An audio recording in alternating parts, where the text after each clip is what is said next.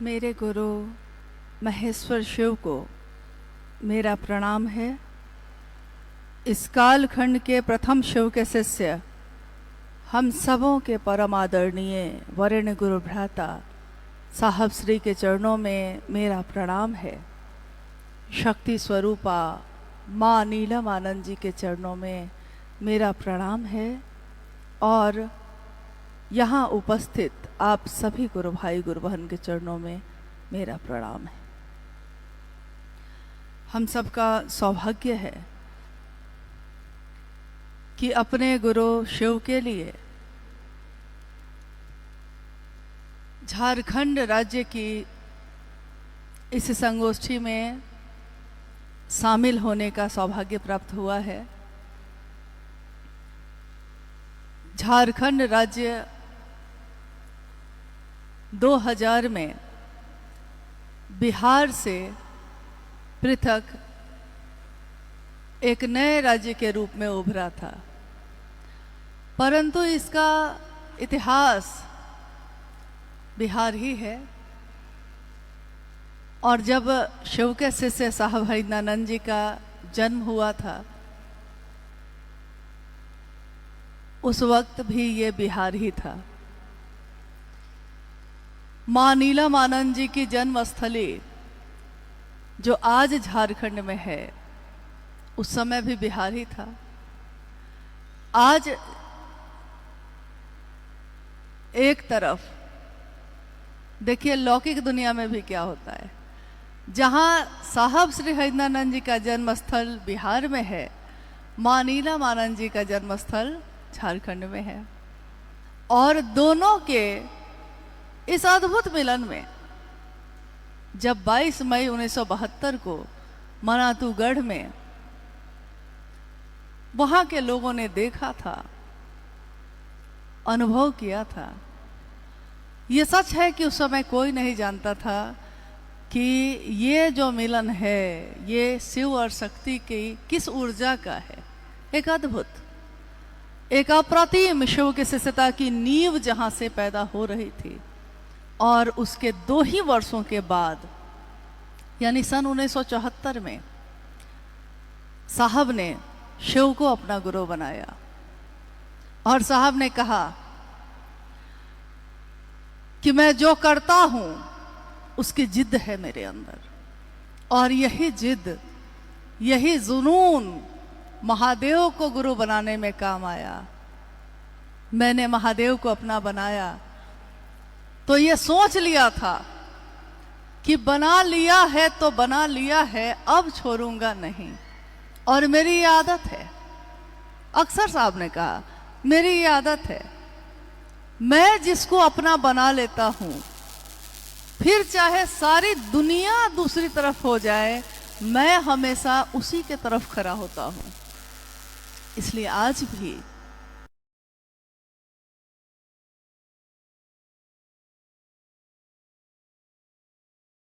मेरे साथ चले, लेकिन लोग मिलते गए, लोग बिछड़ते गए, परंतु मैं जब से चला हूं मेरी मंजिल पे नजर है।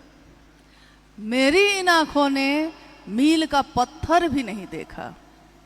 माना ये जंगल खूबसूरत है, पहाड़ सुंदर हैं, माना ये बहार आई है, खूबसूरत फूल खिले हैं, परंतु इन सब को देखने का भी समय मेरे पास नहीं है, क्योंकि मीलों, अभी मीलों मुझको जाना है। ये जो मीलों मीलों जाना था उनको, ये क्या शरीर की यात्रा है?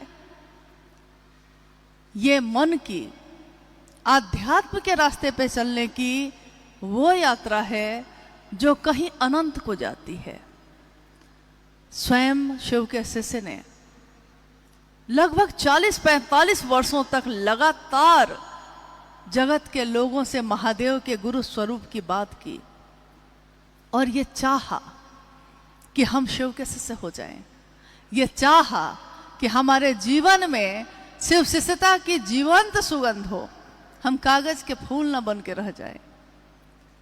और ये कहा शिव के शिष्यता मुलायम होने की विधा है, यहाँ आकर अहंकार जैसा कुछ भी नहीं है। झारखंड के एक संत परम सिद्ध बाबा ने कहा, निर्भर तब निर्भय। और इस पंक्ति को साहब ने अपनी पुस्तक आओ चले शिव की ओर में भी लिखा है। निर्भर तब निर्भय। निर्भर हम होते कहाँ हैं? महादेव पे हम निर्भर हो जाएं, ये दुसाध्य है, कठिन है, मुश्किल है। परंतु अगर हो गए, जब तक हम झुकते नहीं हैं तभी तक कठिन है। और एक बार अगर झुक गए, एक बार अगर मखमल की तरह मुलायम हो गए, तो ये रास्ता इतना आसान है, इतना हल्का है कि जैसे मिठाई जो होती है चीनी वाली, लोग नहीं कहते हवा मिठाई है, ये देखने में इतनी बड़ी और सुंदर, गुलाबी लाल, खाइए तो कब चला जाता है, पिघल जाता है, पता ही नहीं चलता। और दूर से देखिए तो लगता है इतनी बड़ी मिठाई है। साहब ने इसका उदाहरण देते हुए कहा, अध्यात्म एक ऐसा रास्ता है कि अध्यात्म एक ऐसी मिठाई जैसी ही बात है। अगर आप इसको चख लिए, अगर आपने स्वाद ले लिया, तो आपके जीवन में आनंद लाता है। आपको मिठाई जैसी ही हल्की लगेगी, ये हवा मिठाई की तरह मीठी और सुंदर, आनंददायक। हमने अपने अपने जीवन में हमेशा चाहा, काश कुछ अच्छा होता, कहीं और जन्मे होते हम, कोई और होता परिवार, कोई और बड़ी नौकरी मिलती, और अच्छे स्वास्थ्य के साथ रहते, कभी बीमार न होते, कभी गरीब न होते। परंतु जब भी हमने जो चाहा वो नहीं हुआ। फिर भी हम अपनी दीर्घकालिक योजनाओं में, अपनी दीर्घकालिक योजना यानी लंबी योजना, अगले पल का ठिकाना नहीं होता, परंतु हम लंबी योजना बनाते हैं। 10 साल बाद क्या करेंगे, 20 साल बाद क्या करेंगे। और ये योजना बनाने में, अपनी दीर्घकालिक योजना बनाने में, हम अपनी अल्पकालिक यात्रा को भूल जाते हैं। ये पंक्ति है साहब श्री हरिनानंद जी की शिष्यानुभूति की, कि हर व्यक्ति अपनी अपनी योजना बनाने में लगा है, पर भूल गया कि काल के मुख में बैठा है। कब काल का मुंह बंद होगा, कब मौत की एक बूंद होगी और ये जीवन खत्म। परंतु फिर भी हम दीर्घकालिक योजना बनाते हैं। महादेव हमारे गुरु, जब भी शिव शिष्टता की बात इस कालखंड में हो रही है, होती चली आई है, मनवंतरों तक होती रहेगी, क्योंकि यह शिव का संदेश है। शिव का ही यह संदेश है कि हरिंद्र की बताई विधा ही मनवंतरों तक के लिए पर्याप्त है। तो मनवंतरों तक ये होती रहेगी। हमारे शरीर बदलते रहेंगे, शायद हमने पहले भी जन्म लिया हो, शायद हम आगे भी जन्म लें, परंतु इस जन्म में जो जागे हैं, इस जीवन में जो जागे हैं हम, तो कहा जाता है कि जब जागिए तभी सवेरा। जब जागिए, कभी कभी कोई छोटा बच्चा भी जाग जाता है, और कभी कभी कोई वृद्ध होकर भी जाग नहीं पाता।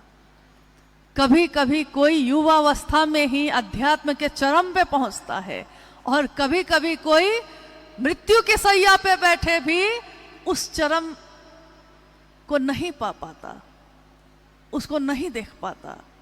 ये होता है मात्र अपने गुरु की दया से। और गुरु अगर शिव हो तो क्या होगा? शरीरधारी गुरुओं की तो एक सीमा है, एक सीमा तक शरीरधारी गुरु के भी शिष्य बनकर हम कुछ पा सकते हैं। कहते हैं गुरु अपनी वाणी से, यानी अपनी बोली से, अपने स्पर्श से छूकर, अपने पास बिठाकर हम में शिव भाव का आवेश जगा सकते हैं। परंतु एक सीमा के बाद वो भी खत्म हो जाता है। एक सीमा के बाद उनकी ताकत काम नहीं करती। हमारी 5 ज्ञानेंद्रियां जिन आंखों से हम देखते हैं, जिन कानों से हम सुनते हैं, जिस हाथ से छूते हैं किसी को, यानी हमारी जितनी ज्ञानेंद्रियां हैं, हम कुछ समय के बाद, कुछ सीमा के बाद उससे न देख पाते हैं। इस दीवार के उस पार क्या है नहीं देख सकते। माइक नहीं हो तो ज्यादा लोगों के बीच अपनी आवाज नहीं पहुंचा सकते। एक मनुष्य की सीमा कितनी दूर की है, एक शरीर की सीमा कितनी दूर की है। इसलिए गुरु और शिष्य परंपरा में जब गुरु की बात होती है तो शरीरधारी गुरु माना जाता है, उनकी एक सीमा होती है।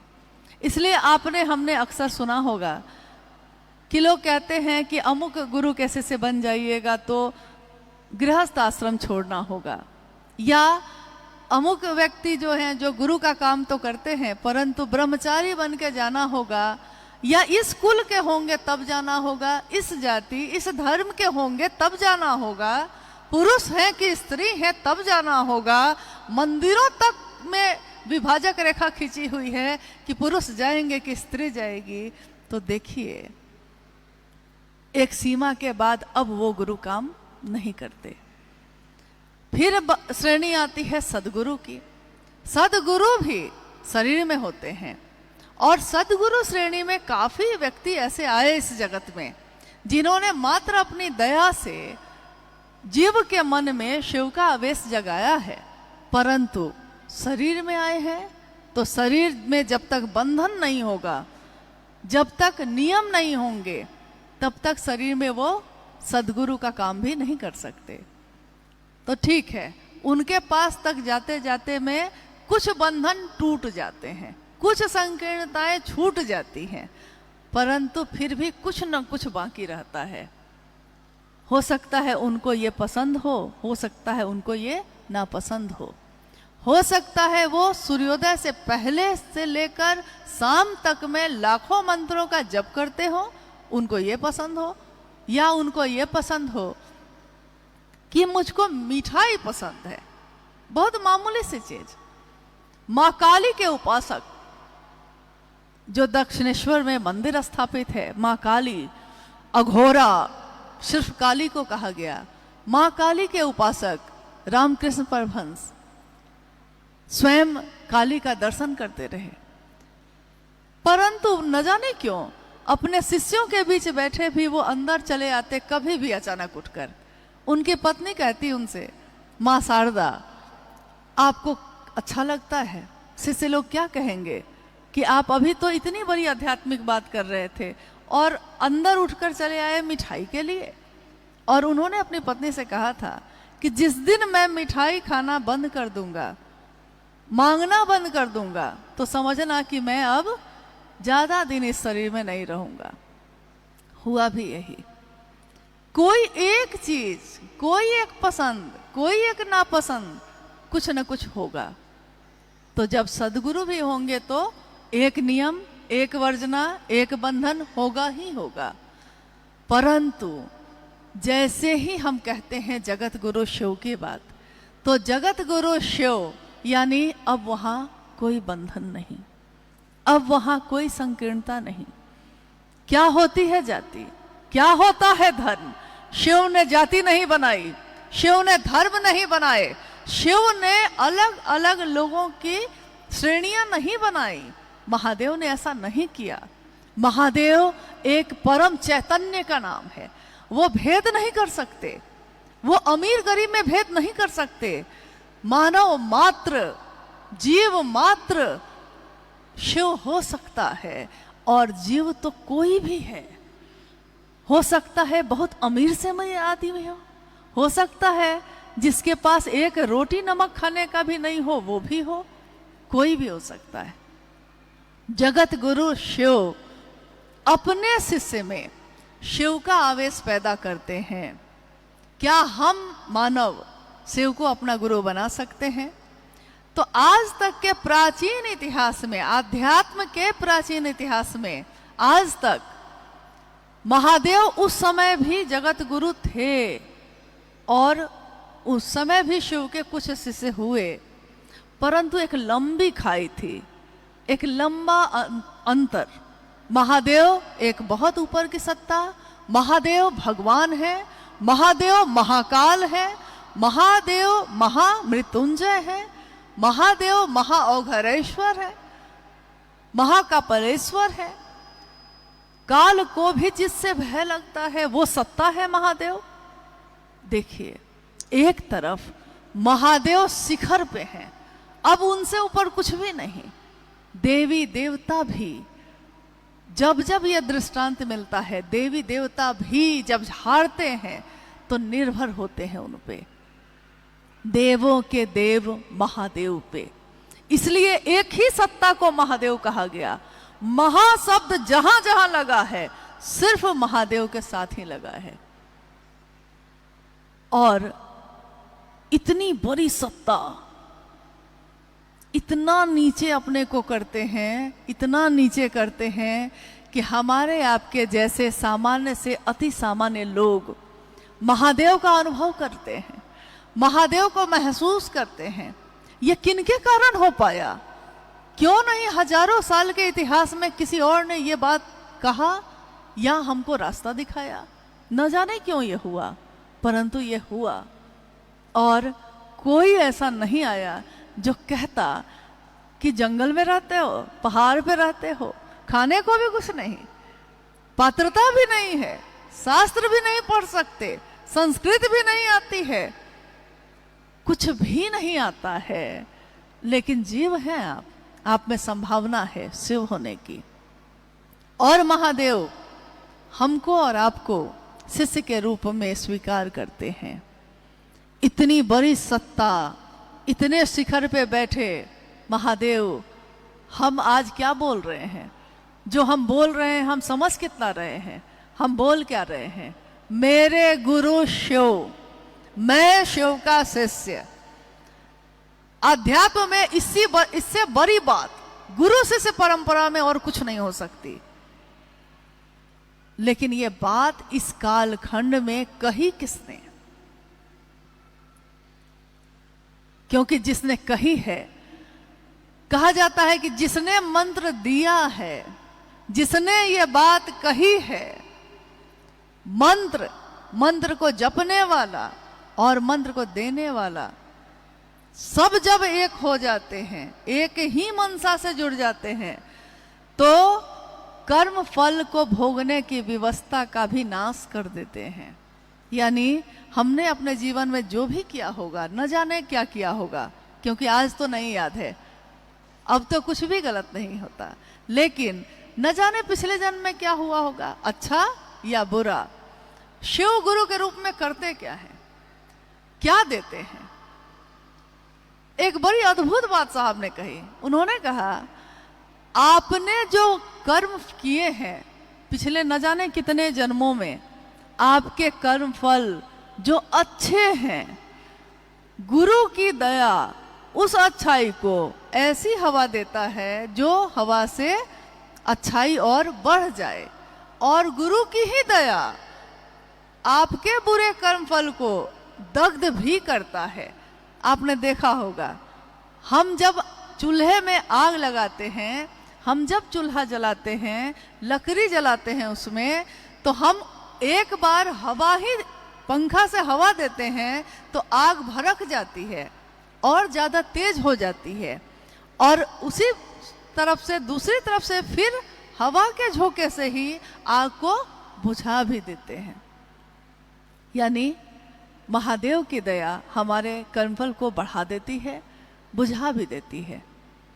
अच्छे को बढ़ाना और जो बुरा किया है उसको बुझाना। लेकिन महादेव को गुरु मानकर हम चाहते क्या हैं? क्योंकि ये तो सबसे बड़ा प्रश्न है। जब भी हम किसी को कुछ बनाते हैं, अपना बनाते हैं, तो लौकिक जीवन में हम उससे कोई उम्मीद नहीं रखते, बहुत बार नहीं रखते। परंतु जैसे ही ईश्वर की बात होती है, जब भी अध्यात्म की बात होती है, तो हम अपने मन में कोई ना कोई मनोकामना या कामना को लेकर ही जाते हैं। तो महादेव को गुरु बनाने के पीछे हमने क्या चाहा है? आज इस हॉल में उपस्थित सभी, हम सब शिव के शिष्य बोली में तो हम कह रहे हैं शिव के शिष्य हैं, हम सब शिव से बैठे हैं। अपने गुरु शिव की दया के आश्रय में बैठे हैं, अपने साहब दीदी के आशीर्वाद के आश्रय में बैठे हैं। क्या सोचकर हमने शिव को गुरु बनाया था? जिस दिन भी बनाया था, जरा कुछ देर के लिए हम अपने मन को वहां ले जाएं। क्यों बनाया था? किस लिए बनाया था? हम लौटाते हैं अपने मन को उस स्थान पर, उस जगह पे जिस दिन हमने शिव को गुरु बनाया था। किसी के कहने से बनाया था, कोई कामना थी इसके लिए बनाया था, संतान नहीं हो रही थी इसके लिए बनाया था, पीड़ा और दुख की इम्तिहान थी, बहुत ज्यादा था, कष्ट कम नहीं हो रहा था इसके लिए बनाया था, या महादेव अच्छे लगे थे इसलिए बनाया था, महादेव की बात अच्छी लगी थी इसलिए बनाया था। चाहे जिस लिए भी बनाया हो, लेकिन रास्ता यह मोहब्बत का ही है। और यही बात साहब श्री ने कही कि महादेव को गुरु बनाते समय हमारा मन कितना सुंदर था, कितना पवित्र और अच्छा था। परंतु देखिए क्या हो गया कि देखते देखते कुछ वर्षों में ही मोहब्बत तिजारत में बदल गई। मोहब्बत का रास्ता व्यापार का रास्ता क्यों बना? मोहब्बत तो मोहब्बत का रास्ता होता है। मोहब्बत में तो दिया जाता है, मोहब्बत में लिया तो नहीं जाता। मोहब्बत में तो जिससे प्रेम करते हैं उसको देते हैं, लेते कब हैं? परंतु कोई शर्त होती नहीं प्यार में, परंतु हमने शर्तों में प्यार किया। महादेव गुरु के रूप में हम चाहे शर्त में भी प्यार करें, हमारे मन में इतना तीव्र आवेश जगाते हैं कि उनके बलात् आकर्षण में हमारा मन खींचा चला जाता है, खींचा ही जा रहा है महादेव के आकर्षण में, एक ऐसे चुंबक के आकर्षण में जिसके बारे में साहब ने जब अपनी पुस्तक लिखी तो उस पुस्तक में जब पंक्तियां वो लिख रहे थे तो उन्होंने कहा, मैं, साहब कह रहे हैं, मैं शिव के बलात् आकर्षण में तीव्रतम वेग से, प्रबलतम वेग से खींचा जा रहा हूं, एक लोहे के टुकड़े की भांति खींचा जा रहा हूं। मैं चाहता हूं ऐसा भी नहीं है, न जाने क्यों खींचा चला जा रहा हूं।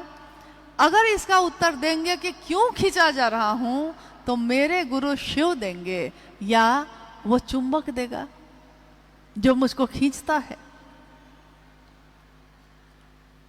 साहब ने हमेशा कहा कि मैंने न सोचा था, न मैंने चाहा था, न जाने कैसे कैसे मेरे रास्ते बदलते चले गए। आपने अभी थोड़ी देर पहले मंडल सर के द्वारा जो शिवशिष्टता की पृष्ठभूमि, व्याप्ति और प्रयोजन विषय पे सुना, तो आपने ये सुना कि किस तरह साहब ने शिव को अपना गुरु बनाया था और किस तरह उन्होंने ये चाहा कि शिव को चाहा तो फिर और कुछ ना चाहा। एक ही दृष्टांत आता है आज तक में कि सुना है कि माँ उमा ने आराधना की थी, माँ पार्वती ने तपस्या की थी और कहा था, जब नारद गए थे उनके पास कहने कि और भी अच्छे अच्छे देवी देवता हैं, आप और देवताओं का भी वर्ण कर सकती हैं, परंतु माँ उमा ने कहा था, वर हूं शंभु नहीं तो रहूं कुंवारी, वरण करूंगी तो सिर्फ शिव का, नहीं तो किसी का नहीं। परंतु हम आप क्या ऐसा कर पा रहे हैं? क्या हम शिष्य के रूप में, क्योंकि शिष्य की दुनिया में तो गुरु होता है और गुरु की दुनिया उसके शिष्यों से होती है, तो एक शिष्य होने के नाते हमको आपको भी ये सोचना होगा कि एक निष्ठता ही आध्यात्म की आधार भूमि है। एक निष्ठता फिर दूसरे जगह चलेगी, व्यभिचारी भक्ति दूसरे जगह चलेगी, आध्यात्म में नहीं चलती। आध्यात्म का रास्ता एक को जानो, एक को मानो का ही है। एक मतलब कौन? जो एक से बहुत हुआ था, फिर से बहुत से एक होगा। एको हम बहुत श्याम जब शिव ने कहा था, और आज जब जीव से शिव होने की यात्रा है, तो महादेव के लिए एकनिष्ठ होना कठिन है, बहुत कठिन है, आसान नहीं है। अब है कि महादेव को गुरु मानने और शिष्य बनने के बीच की जो परंपरा है, इस कालखंड में जब साहब श्री ने शुरू की तो उन्होंने यही देखा था, कोई ऐसा नहीं है जो किसी को रास्ता दिखाता हो, सही रास्ता। हर व्यक्ति खुद से जोड़ने की कोशिश में है, लेकिन ऐसे लोग दिख ही नहीं रहे जो शिव से जोड़ने की कोशिश कर रहे हों। ये भी बड़ी अद्भुत बात है, क्योंकि लौकिक जगत में जब हम किसी को प्रेम करते हैं तो अगर मैंने आपको प्रेम किया है तो मैं चाहूंगी कि आप मुझसे ज्यादा किसी को ना चाहें, और आप भी यही चाहेंगे, मतलब जिसको भी आपने चाहा है, जिससे भी प्रेम किया है। लौकिक जगत में जब हम प्रेम करते हैं तो ये प्रेम संकीर्ण होता है, जलन और ईर्ष्या से भरा होता है। कोई देखे तुमको तो जलता है दिल, ऐसी भावना को लिए होता है। परंतु जब पारलौकिक जगत की बात होती है, शिव को प्रेम करने की बात होती है, तो आज तक के जितने भी उदाहरण हैं उसमें सबसे सुंदर सर्वोत्तम उदाहरण है शिव के शिष्य साहब हरिंदरानंद जी की, जिसमें उन्होंने कहा कि मैं जिस शिव को चाहता हूं तुम भी उसको चाहो। और शिव को कहा, हे शिव, मैं शिव का शिष्य हरिंदरानंद आपसे साष्टांग अपने आप को पूरी तरह झुकाकर, अपने आप को आपके चरणों में गिराकर साष्टांग ये प्रार्थना करता हूं कि हम सभी का मन शिव की दया की अतल गहराइयों में समाहित ही होता रहे।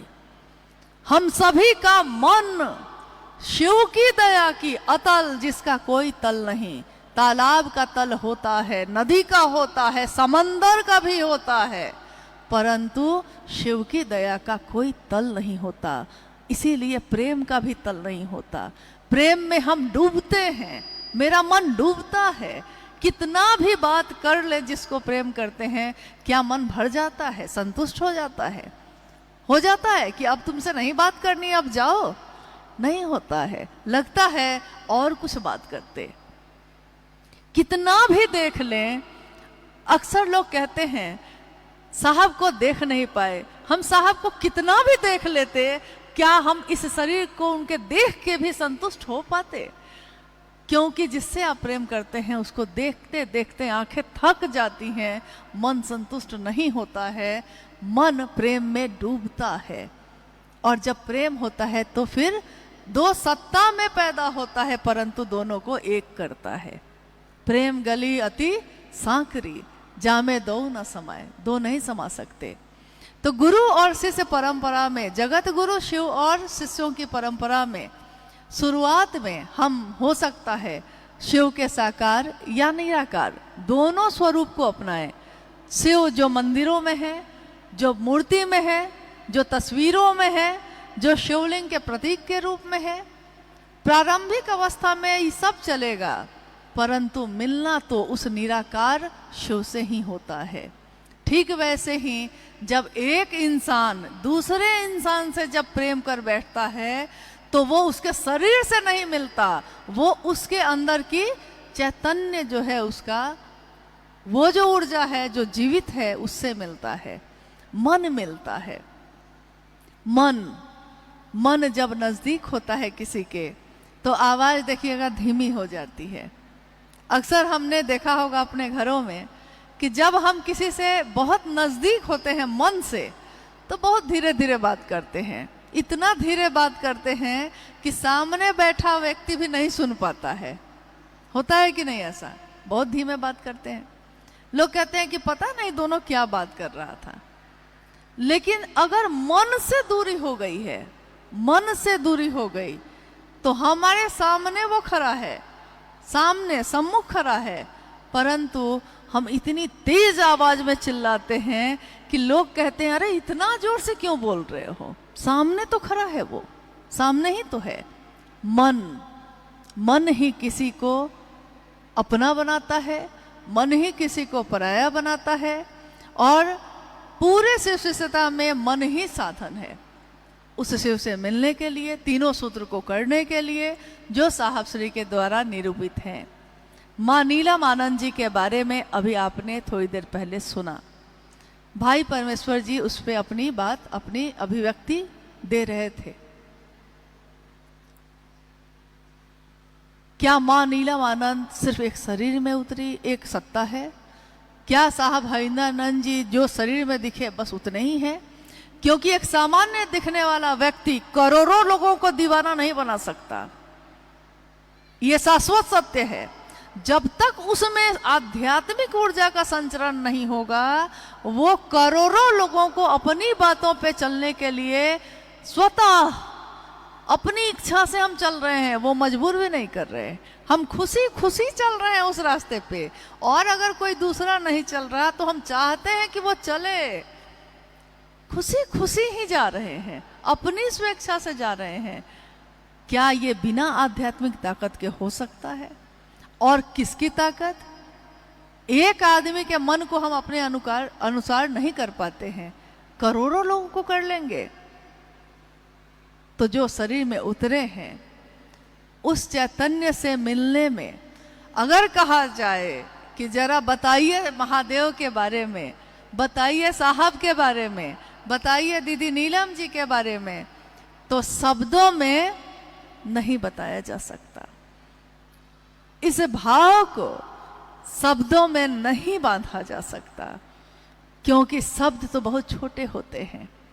इसीलिए हम सब साहब की लिखी हुई बात पढ़ते हैं, उनकी बोली हुई बात सुनते हैं, परंतु हमेशा ये अनुभव होता है कि लिखा हुआ तो पढ़ लेंगे, बोला हुआ तो सुन लेंगे, परंतु लिखे हुए को समझने के लिए भी उन्हीं की तरफ से देखना होगा। अगर अभी महादेव यहाँ उपस्थित हो जाएं, तो जो सामने बैठे गुरु भाई गुरु बहन है वो सामने से देखेंगे और कहेंगे कि महादेव ऐसे हैं। जो दाहिनी तरफ बैठे हैं वो कहेंगे कि महादेव ऐसे हैं। जो बाईं तरफ बैठे हैं वो कहेंगे कि महादेव ऐसे हैं। शिव की अवधारणा आज तक कोई नहीं समझ सका, महादेव कैसे हैं। तो जब महादेव के तत्व को जानना तो बहुत दूर की बात है, शिव के शिष्य साहब दीदी के तत्व को तो हम जान ही नहीं सके। हम में से कितने लोग जान सके? और अगर जान लिया होता उन्होंने, तो उनके मन में भी ये बात उतरी होती कि वर हूं शंभु नहीं तो रहूं कुंवारी। व्यभिचारी भक्ति हम नहीं करते, हम अपना रास्ता नहीं बदलते, हम अपना भगवान नहीं बदलते, हम अपना गुरु नहीं बदलते, और हम अपने साहब दीदी को भी नहीं बदलते। एक ही रहेंगे वो हमारे लिए हमेशा।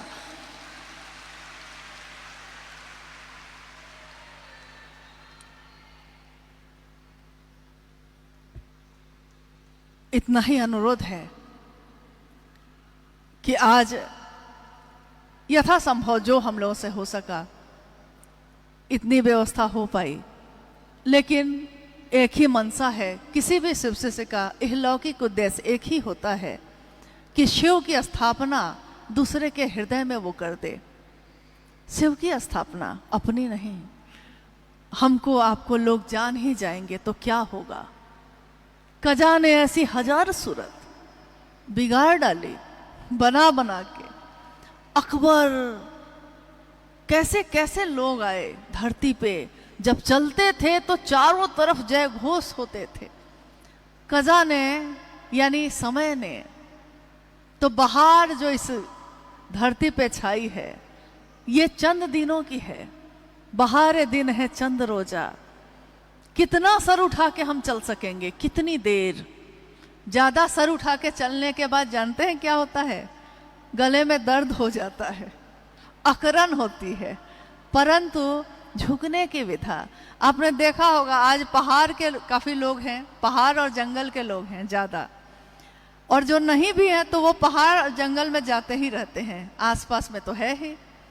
हमेशा जब आप पैदल चलते हैं तो आपने देखा होगा कि बहुत सारा हम लोग अगर थैला, झोला थैला सामान से भर लिए हैं और चलना चाहते हैं पहाड़ पे यानी ऊंचाई पे, तो जैसे जैसे हम ऊपर की तरफ बढ़ते हैं वैसे वैसे हमको थकन होने लगती है, थकान बढ़ने लगती है। तो हम झोला में से, अपने थैला में से उस सामान को कम करने लगते हैं जो ज़्यादा भारी लग रहा है। अगर खाने का सामान रखे हैं तो बैठकर कुछ खा ही लेते हैं, पानी का बोतल पीकर फेंक ही देते हैं। जैसे जैसे आप ऊपर की तरफ चल रहे हैं, यानी शिखर की तरफ, शरीर से, इस शरीर की बात हो रही है अभी, शरीर से वैसे वैसे थकान होने लगती है। छोटा से छोटा सामान भी हमको भारी लगने लगता है और हम धीरे धीरे उस भारी सामान को छोड़ते चले जाते हैं जो हमारे शरीर को थकाएगा।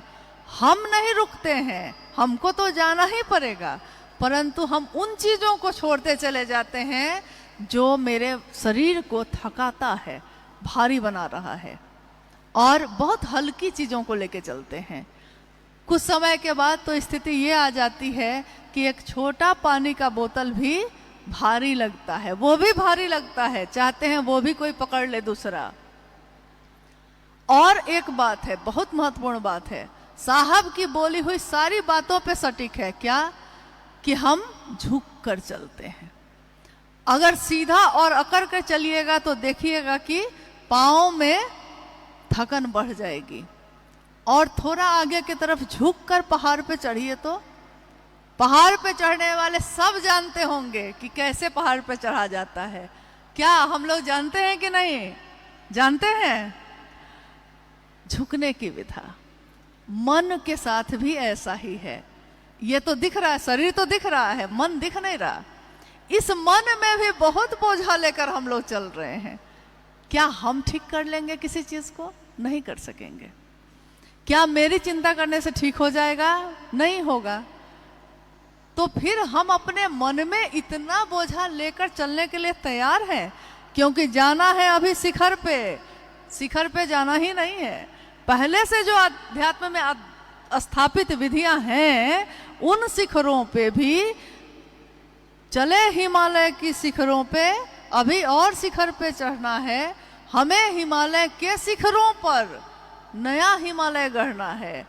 तो बोलिए क्या क्या लेकर चलिएगा? मन में चल सकिएगा? चल सकेंगे हम लोग? हमारे मन में, हमारे चेहरे में, हमारे जीवन में मुस्कुराहट उतर पाएगी, हंसी आएगी? क्योंकि मन में अगर बहुत बोझा होगा तो हम चल ही नहीं सकेंगे, शिखर पे नहीं जा सकेंगे। ये वैसे बंधन हैं, ये वैसे कांटे हैं जो हमको फिर से धरती पे खींचते हैं। उसने क्या कहा? जो उसके पास था उसने कहा मेरे पास क्या है, मैं वो बोलूं। किसी ने नफरत थी तो नफरत दिया, मेरे पास प्रेम है, मैं प्रेम दूं। किसी ने शिकायत की, मेरे पास कोई शिकायत नहीं। तो आपके पास क्या है? हमारे पास क्या है? हम दुनिया को क्या देना चाहते हैं? हम महादेव देना चाहते हैं, शिव का शिष्यता उसके मन में जग जाए, ये चाहते हैं? अगर हम ये चाहते हैं तो महादेव इसमें हमारी मदद करते हैं। लेकिन अगर हम ये नहीं चाहते तो कोई हमारी मदद नहीं करता, और हमारी स्थिति धीरे धीरे लटाई से जो पतंग कट जाती है वही हो जाती है। कुछ दिन तक तो खूब धूम दिखेगी, अमुक आदमी अमुक आदमी अमुक आदमी, लेकिन उसके बाद उस पतंग का क्या होगा कोई नहीं जानता।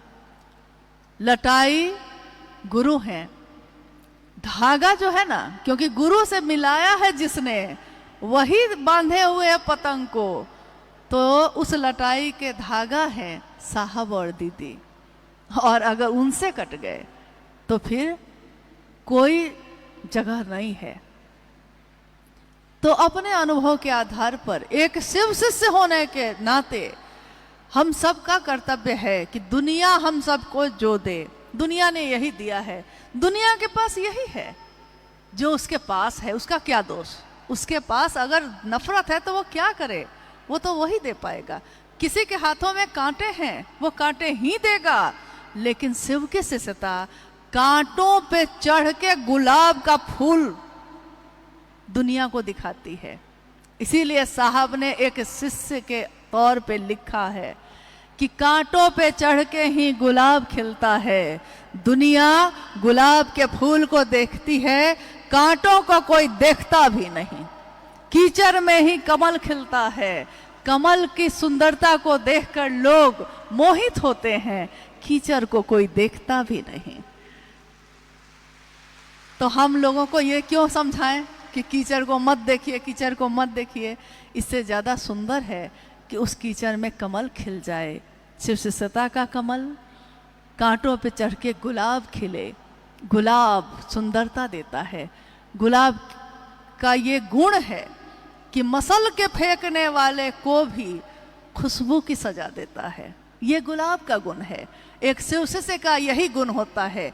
और साहब और दीदी ने अपने आचरण से, क्योंकि गुरु आचार्येंद्र भी होते हैं, अपने आचरण से, अपने जीवन से हमको आपको सिखाया है कि चाहे तुमको कोई मसल के भी फेंके, तुम बदबू नहीं दोगे, तुम खुशबू ही दोगे।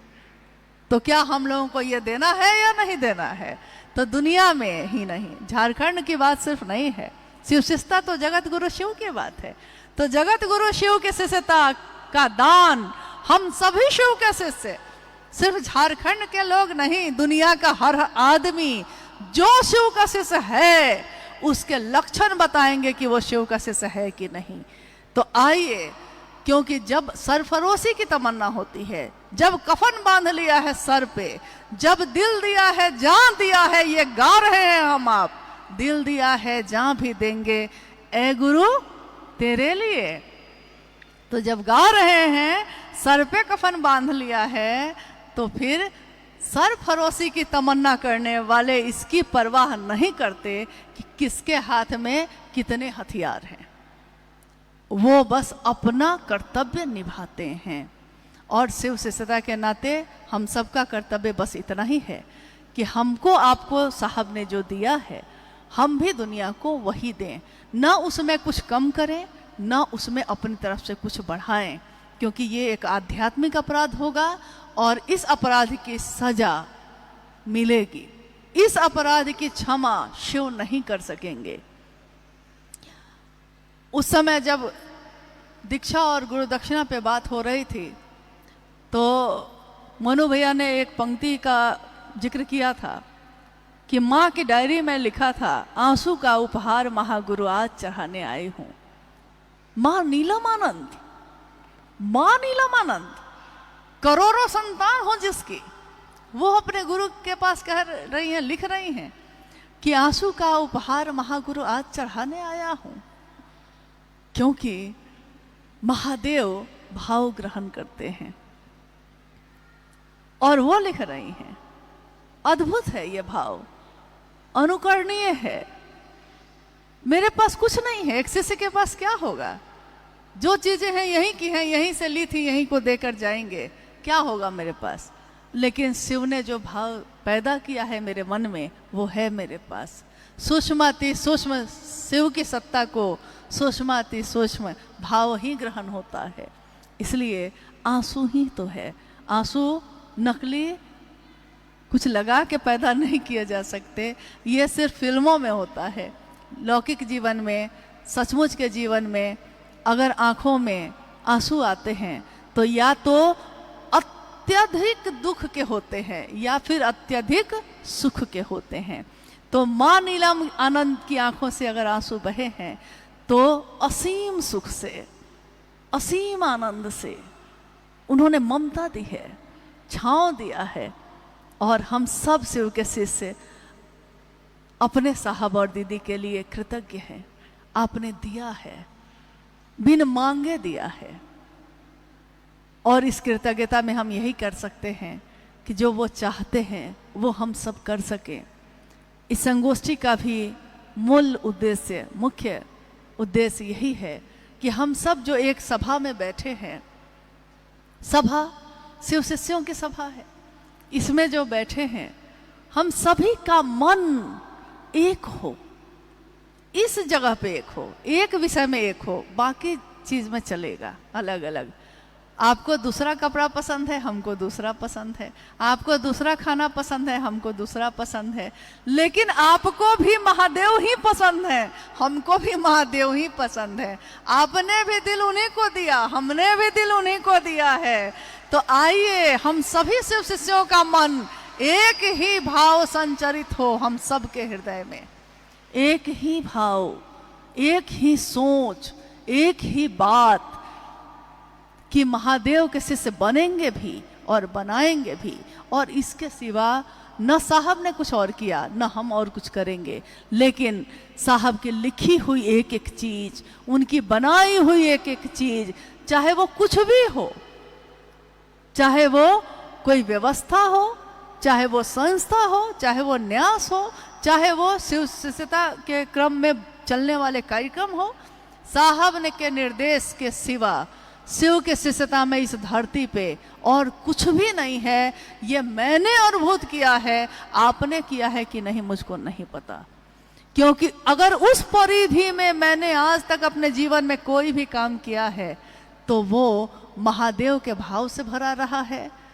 अगर किसी के द्वारा मैंने देखा है कि उन्होंने एक रेखा खींची है, एक सीमा खींची है, शिव शिष्यों का आचरण कैसा होना चाहिए, तो उन्होंने सीमा रेखा खींची है।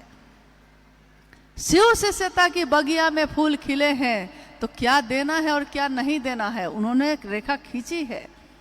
अगर हम उसका निर्वहन करते हैं तो सारे जगह पे रास्ते खुले हैं और गति ही गति है, इतनी तीव्र है कि हम लोग थक जा रहे हैं। साहब आप कितना काम कराइएगा, थक जा रहे हैं, नहीं, लेकिन काम खत्म नहीं हो रहा है। आइए हम लोग, अगर कोई जिज्ञासा आई है तो उस पर बात करें। समय थोड़ा लंबा खींच गया है, ये बात भी सही है, क्योंकि स्वाभाविक है जब आप कोई व्यवस्था बनाते हैं तो थोड़ा अनुभव लेते लेते थोड़ा समय हो जाता है, परंतु बड़ी मुश्किल से हम लोग एक जगह इकट्ठा हुए हैं, इसलिए थोड़ी देर के बाद आज का ये कार्यक्रम अपने समापन की तरफ जाएगा। उससे पहले एक दो जिज्ञासा पे भी हम लोग बात कर लेते हैं। है जिज्ञासा है?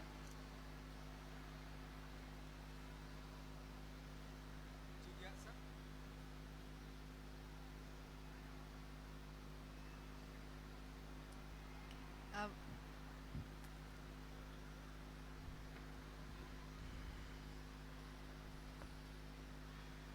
इसमें आवाज है?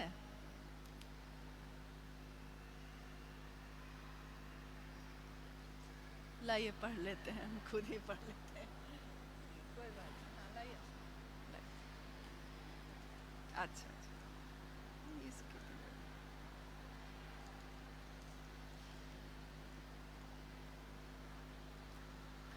आज के लिए जिज्ञासा जो है काफ़ी है, लेकिन हम लोगों को लग रहा है कि एक दो जिज्ञासा काफ़ी होगी, क्योंकि इस लंबे कार्यक्रम में हम लोगों ने हर पहलू के बारे में बात की है। हर पहलू, शिव से होगा तो वृक्ष भी लगाएगा, शिव से होगा तो पानी भी बचाएगा, क्योंकि शिव ने बनाई है प्रकृति। तो जिन हवाओं को हम सलाम करते हैं जो महादेव को छूकर आती है, उस पर भी हमने बात की है। अब ये जिज्ञासा है कि साहब जी का संकल्प है कि शिव गुरु को संसार के एक एक मानव के दिल में बसाना है, तो क्या यह हमारा भी संकल्प है? भाई विक्रांत अंबुज जिला सरायकेला से हैं। साहब जी का संकल्प है कि शिव गुरु को संसार के एक एक मानव के दिल में बसाना है, तो मतलब इनका कहना है कि ये साहब का संकल्प है, तो क्या ये हमारा भी संकल्प है? देखिए, इसका उत्तर तो बहुत बड़ा हो सकता है, परंतु कोई मेरी नजरों से देखे तो समझे कि तुम मेरे क्या हो। तो कोई अगर साहब की नजरों से देखता है महादेव को, तो साहब की हर चीज मेरी होती है, उनका संकल्प भी मेरा संकल्प, उनके शिव भी मेरे शिव बिल्कुल है, क्योंकि उन्होंने दिया है तो उनका संकल्प भी मेरा संकल्प है। और बार बार उन्होंने कहा है ये कि इसको अपना संकल्प बनाइए, क्योंकि बात करते हैं तो भूल जाते हैं, लेकिन संकल्प लेते हैं तो नहीं भूलते हैं। इसलिए इसका संकल्प लीजिए कि हर व्यक्ति के हृदय में महादेव को धड़काएंगे, स्थापित करेंगे। आज तक दुनिया ने मंदिर बनाए, आज भी बन रहा है, बनना ही चाहिए, क्यों नहीं, हर उस जगह को बनना चाहिए, हर उस स्थान को होना चाहिए जहां जाने से मेरा मन शिव का अनुभव कर सके। परंतु क्या उसकी परिधि से बाहर आकर भी शिव याद आ सकते हैं? ये विधा साहब ने सिखाई कि दुनिया में अपने घर में बैठे हुए भी, खेत में काम करते हुए भी, जंगल में लकड़ी और महुआ चुनते हुए भी, गाड़ी चलाते हुए भी, बिजनेस करते हुए भी, अपने बच्चे को पढ़ाते हुए भी, जिस तरह हम सबको याद करते हैं अपने महादेव को भी याद कर सकते हैं। जिस तरह हम सबके लिए समय निकालते हैं अपने महादेव के लिए भी निकाल सकते हैं। और जिस तरह हम अपनों के लिए बिना कहे ही करते हैं महादेव के लिए भी कर सकते हैं। इसलिए संकल्प शुरू किया था साहब ने, परंतु आज ये हम सबका संकल्प है। ठीक वैसे ही जब एक बरगद का पेड़ जमीन पे जब विशाल होता है, एक बीज से वो बना है, एक बीज से एक विशाल बरगद का पेड़ बनता है, और जब तक उसका जीवन चलता है उस जीवन चक्र में वो अनंत असंख्य बीजों को पैदा करता है, और हर बीज में उतने ही विशाल पेड़ के बनने की संभावना होती है। वैसा ही है साहब श्री का संकल्प। यह संकल्प एक दिन उनका था, फिर दीदी नीलम आनंद जी का भी बना, और आज हमारा आपका सबका है।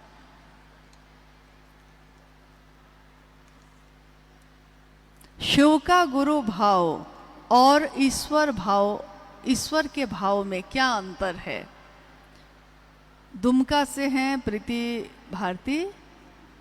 शिव का गुरु भाव और ईश्वर का भाव, शिव भगवान भी हैं और शिव गुरु भी हैं।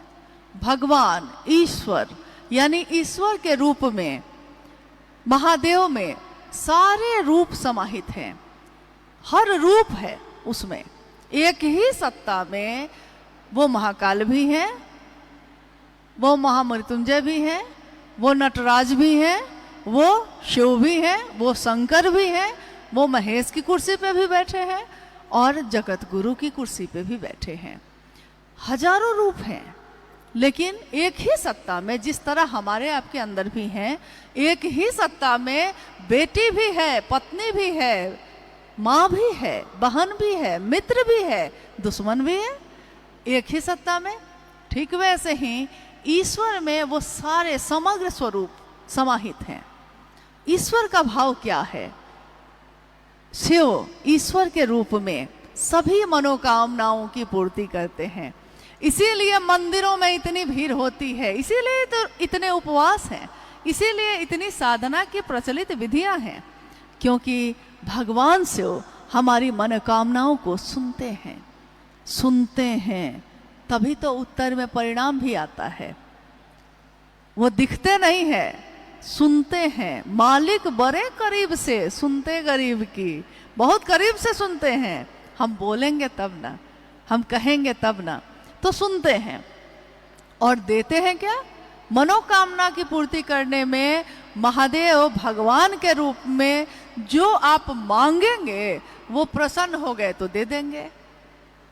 इसी पे साहब ने उदाहरण दिया था कि रावण शिव का इतना बड़ा भक्त था, परंतु उसने शिव से तीनों लोगों की संपत्ति मांगी थी और महादेव ने दी थी, परंतु उस संपदा को, उस संपत्ति को, उस तीनों लोगों के अधिपति होने की ताकत को संभालने का ज्ञान नहीं मांगा था। हम आपसे कुछ मांग सकते हैं, हम कहेंगे कि आपकी गाड़ी बहुत अच्छी है, दे दीजिए, आप दे भी देंगे। अब उस गाड़ी को चलाना ही नहीं आता मुझको, मेरे किस काम की? और अगर चला लिया है, आधा अधूरा है, तो दुर्घटना होगी, खुद भी जाएंगे, किसी को लेकर भी जाएंगे। तो जब भी मनोकामना की पूर्ति ईश्वर के रूप में होती है तो जरूरी नहीं है कि उसमें वो ये सोचेंगे कि आपके लिए अच्छा है कि नहीं। लेकिन जब गुरु भाव है, गुरु भाव यानी अनुग्रह का भाव, गुरु भाव यानी दया का भाव, जो जीव है उसको शिव बना दे, ये भाव, तो जीव को शिव बनाने का जो भाव है उसमें अब गुरु के रूप में वो वही देंगे जो हमारे लिए सही होगा, वो नहीं देंगे जिससे हमारा अहित हो सकता है। जैसे हम अपने बच्चे को चाकू नहीं देंगे, हाथ काट लेगा वो, लेकिन दूसरे का है तो हो सकता है वो दे भी दे। मांग रहा है, ज्यादा प्रेम अंधा हो जाता है तो दे भी देता है लोग, लेकिन गुरु ऐसा नहीं करेंगे। इसलिए गुरु का भाव जीव से शिव बनाने की पात्रता पैदा करता है और इसमें परिमार्जन करने में तपना पड़ता है। सोना बनना है तो तपना पड़ेगा। मूर्ति वंदनीय है इसलिए कि उसने तरासे जाने का दर्द सहा है। मूर्ति जो पत्थर थी, आज मूर्ति के रूप में उसकी पूजा हो रही है क्योंकि उसने छेनी और हथौड़ी दोनों खाए हैं, इसलिए वो वंदनीय है। तो गुरु भाव में वो विवेक पूर्ण दान देंगे, सोचेंगे क्या इसके लिए ये सही होगा। और जबरदस्ती भी कुछ लोगों ने लिया है, मतलब कभी कभी ऐसा हो गया है, जिद पे आ गए, चाहिए ही चाहिए, चाहिए ही चाहिए। मैंने देखा अपने जीवन में, जब से साहब दीदी के सानिध्य में आई तो माँ नीलम आनंद जी से भी बहुत लोगों को बहुत कुछ लेते देखा, आपने सुना ही अभी थोड़ी देर पहले, और साहब से भी बहुत कुछ लेते देखा। एक पति पत्नी आते थे, संतान नहीं थी उनको और काफी उम्र हो गई थी, लेकिन न जाने क्यों उनको यही जिद थी कि हमको संतान चाहिए ही चाहिए। मंडल सर भी यहाँ बैठे हैं, बहुत बार इन पे भी फोन आया, खूब आया। अंत में साहब ने ऊब कर थक कर कहा, जाओ तुमको यही चाहिए तो मैं महादेव देना चाहता था, लेकिन तुमको यही चाहिए, जाओ। एक लंबे अरसे के बाद एक कार्यक्रम में दूर से भीड़ में मुझको दिखाई दिए, छोटा सा बच्चा था साथ में, यानी संतान हो गई थी, खबर आई थी, हो गई थी संतान, पुत्र हुआ था। और मैंने देखा कि माँ जो वृद्ध हो गई थी, अब बच्चा तो अभी छोटा ही था, हो गया। ये भी बड़ा आश्चर्य था कि इस उम्र में संतान की प्राप्ति हुई। और उस बच्चे ने अपनी माँ को थोड़ी देर भी वहां खड़ा रहने नहीं दिया, मारता रहा। इतना छोटा बच्चा अपने वृद्ध माँ को अपने हाथ से मारे जा रहा है लगातार। मेरे मन ने जो सोचा वो कहते हैं, मेरे मन ने उस समय यही सोचा कि महादेव से दया मांगकर कुछ मांगना चाहिए, जबरदस्ती कुछ नहीं मांगना चाहिए, इसमें हमारा भला नहीं होता है। इसलिए निर्भर होइए ताकि हम निर्भय हो सकें। महादेव को साहब और दीदी ने महादेव को महादेव के लिए चाहा, हमारा आपका मन भी उस शिव को शिव के लिए चाहे। कम से कम हम ये कह सकें, हे महादेव, मैं आपका शिष्य हूं और आपको चाहता हूं, आपसे कुछ नहीं चाहता। कोई तो महादेव को ये भी कहे, क्योंकि ईश्वर के रूप में, गुरु के रूप में महादेव कहते हैं। साहब से ही सुना कि कहा महादेव ने कि हमेशा मतलब से ही आते हो, कभी मिलने भी आ जाया करो। देखिए कितनी बड़ी बात है, कितना बड़ा संदेश है। महादेव से मिल सके हम, साहब और दीदी के बताए हुए रास्ते पे चल सके, शिव की शिष्यता की जो आध्यात्मिक धारा चल रही है उस मूल उद्देश्य को लेकर, उस धारा के साथ हम सबका मन उस महादेव की दया की अतल गहराइयों में समाहित हुई होता रहे। हमारी साहब की चाहत में हम सबकी चाहत मिल जाए और अपने पूरे राज्य को शिव नाम से गुंजायमान करें हम। महादेव की गूंज हो और महादेव की गूंज ऐसी हो कि उसके साक्षी स्वयं शिव के शिष्य साहब हरिंद्रानंद जी बने। वो देखे कि उन्होंने जो बीज बोया है उसके वृक्ष कितने विशाल और झुके हुए हैं, फलों से लदे हुए हैं, दूसरों को तृप्त करने के लिए खड़े हैं। अपनी चाहत में हम आप नहीं खड़े हैं, बस यही चाहत है। और आप सबका बहुत आभार है कि आपने जो सबसे कीमती समय है आज का, आज के समय में सबसे कीमती है ये समय समय को पैसे से नहीं खरीदा जा सकता, समय को जबरदस्ती नहीं लिया जा सकता, लेकिन आपने अपने गुरु महादेव के लिए ये समय दिया, हम सब एक जगह बैठ सके।